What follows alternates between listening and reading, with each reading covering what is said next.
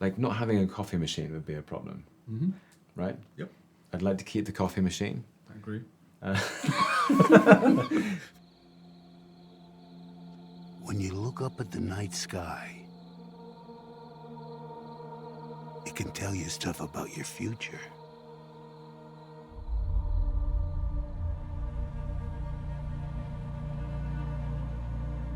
It won't lie to you.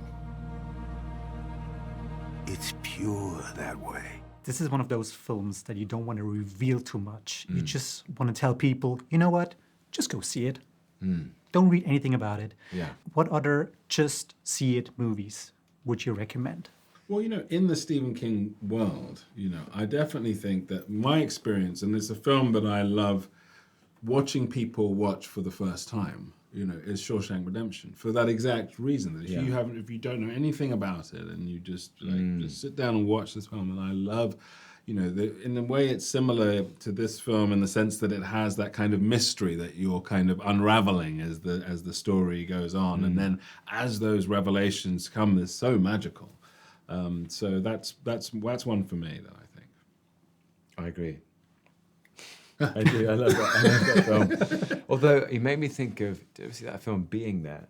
Oh yeah, with Peter Sellers. Peter Sellers, yeah. Sort of a similar thing. Yeah. Most films, though, in a way. Yeah, go in without knowing. Yeah, it's always a nice feeling when you don't know anything about them at all. Yeah.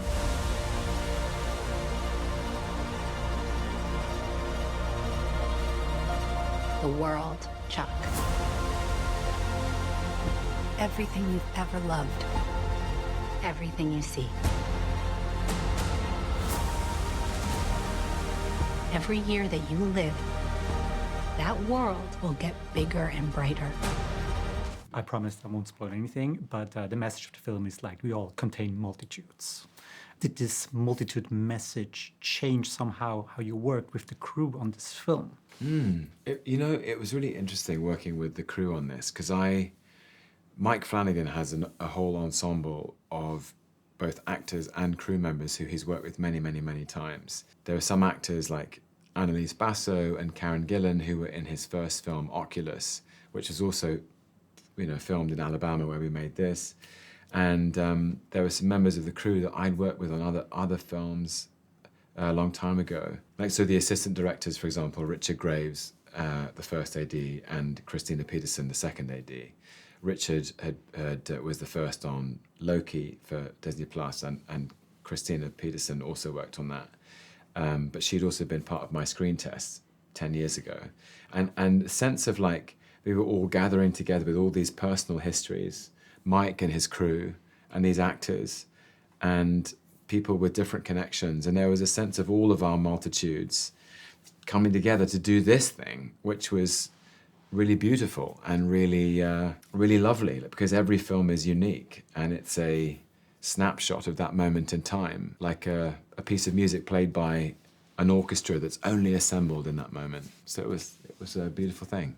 Would you like to add anything to that? Yeah, I would just. It's this, I think the same kind of idea is that the way that the film was curated, was really exceptional to me, because it sat for me in the tone of the film itself, and I think it's rare that you can make a film and the experience that you have making a film is somehow reflected on the screen when you watch the film. But the meaning and the tone and the philosophical and existential quality of the film and the emotion of the film, and the care and the empathetic nature of the film was part of every working day.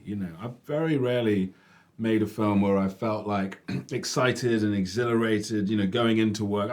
It's not that. I felt those feelings, but to feel the exact same thing at the end of the day, to feel excited and exhilarated by what has been done, and also excited and exhilarated for the next day, it sort of takes a very special kind of setup, in order to allow you to feel that you can express those emotions and the feelings of a script in that way. And so I had a wonderful time making it. It was a very rare experience. In the first part of the story, most of our technological advancements are not working anymore. What is something you would miss at first and be after a while, you know what, it's fine? Probably the same things that I feel Marty is. Like, I think I'd be okay without the internet. Maybe it's because I grew up without it, so I can remember that the world didn't stop spinning. Like, not having a coffee machine would be a problem, right? Yep, I'd like to keep the coffee machine. I agree. If I could negotiate, keep the coffee machine. Coffee, can we keep the world? coffee? End of the world. Just as long as I've got coffee in the morning, I can handle it. Internet's fine. I don't know. I mean, I've been trying to get rid of the internet. You know what I mean? Like, I've Yeah. been trying to, those simple phones that you can get and all of this. And there's always one app that you think, okay, can I just have the parking app? Can I just have the parking app? You would need to park at the end. Well, of the that's true, actually. Yeah, it is just true. park anyway. Yeah, well, there'd be a bit of a mess. Yeah. Yeah. In that case, I'll throw it away. Yeah. Thank you very much. My time is up, unfortunately, but it was very lovely, guys. Thank you so much. Thank you. Thank you. Thanks. You fill the whole thing. It'll be a universe.